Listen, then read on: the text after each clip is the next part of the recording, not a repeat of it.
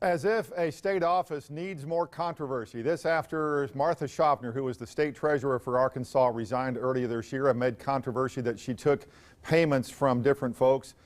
Now there's controversy involving two candidates vying for that position in next year's election. Joining us from our Northwest Arkansas studio, 5 News managing editor Larry Henry. And Larry, I wish we had about a half hour to talk about this because this is amazing. I don't think I've ever seen anything like this.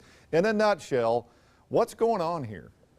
Well, Darren, in all the years that you and I have been covering political shenanigans and palace intrigue, I'm not sure I've ever seen anything like this either. As you said, we went from a treasurer who allegedly took money in a pie box and later was forced out of office in an FBI investigation. Now, the two people running for that seat are embroiled in grainy video, grainy audio. Here's what happened. Last month, during the specials, there was a special session. During the special session, some lawmakers were in a tavern. They went up to the Capitol after midnight and wanted to get on the roof of the Capitol. Now, one of them was Duncan Baird, and there were some women with them, and they were going to go upstairs. Nothing inappropriate apparently is alleged to have happened, but they couldn't get upstairs to the Capitol after midnight to get on the roof to look at the city. So, fast forward, Dennis Milligan, Duncan Baird's opponent in the GOP treasurer primary. Now, both of these guys, remember, said they're running on ethics. Milligan is alleged to have threatened Baird by saying, you're going to see on the 7 o'clock news that I've got pictures of you in a tavern with young women and other lawmakers, and I've got video, surveillance video of you trying to get on the roof of the Capitol. Now, this is where it gets really interesting. Not that that's not enough. Right. Now, Milligan goes on the radio and elsewhere and says he never threatened Baird with that. He never threatened him and said, get out of the race or I'm going to make this public that you try to get on the roof of the Capitol.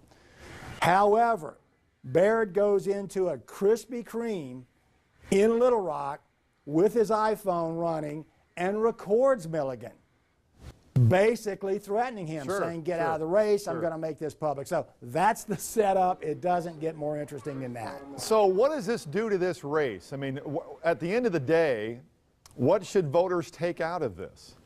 Well, you know, again, we set it up at the beginning. This is a race that ethics, the cornerstone of this race was ethics. So on one hand, you've got Milligan accusing Baird of inappropriate behavior by trying to get to the top of the Capitol with people after midnight, shouldn't be up there and all that stuff. Nobody disputes that that's probably not wise, although, again, nothing inappropriate allegedly occurred. And then you've got another candidate, Baird, recording Milligan with threats. So what it comes down to is one candidate supposedly did something inappropriate by trying to get to the roof of the Capitol after midnight when he'd been in a tavern, and another candidate making threats. So what it's going to come down to, it's only going to get more interesting. The back and forth on social media sites is really picked up.